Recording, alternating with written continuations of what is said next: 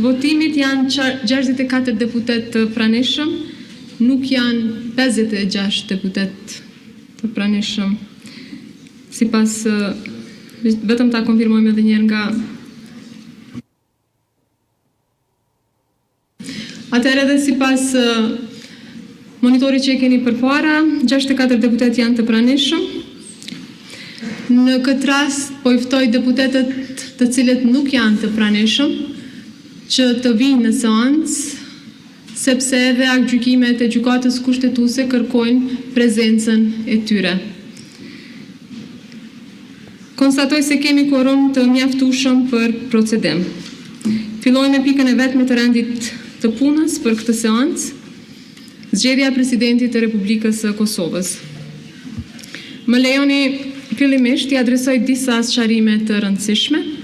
Sipas aktgjykimit të gjykatës kushtetuese në rastin numër KO 29/11, lidhur me votimin në kuvend, në pikën 85 thuhet: Gjykata vren se lidhur me numrin e votave që kërkohet për zgjedhjen e presidentit të Republikës së Kosovës, neni 86.4 i Kushtetutës siguron se presidenti i Republikës së Kosovës do të zgjidhet me të 2/3 e votave të gjithë deputetëve të kuvendit, pra 2/3 e 120 deputetëve, minus ata deputetë të cilët kanë marrë leje nga kryetari i kuvendit dhe kandidati i cili merr 80 ose më shumë vota nga votat të gjithë deputetëve në raundin e parë dhe dytë do të zgjidhet. Ju njoftoj se unë nuk kam marrë asnjë njoftim nga deputetët të cilët sot nuk janë të pranishëm, për arsyet sepse ata mungojnë.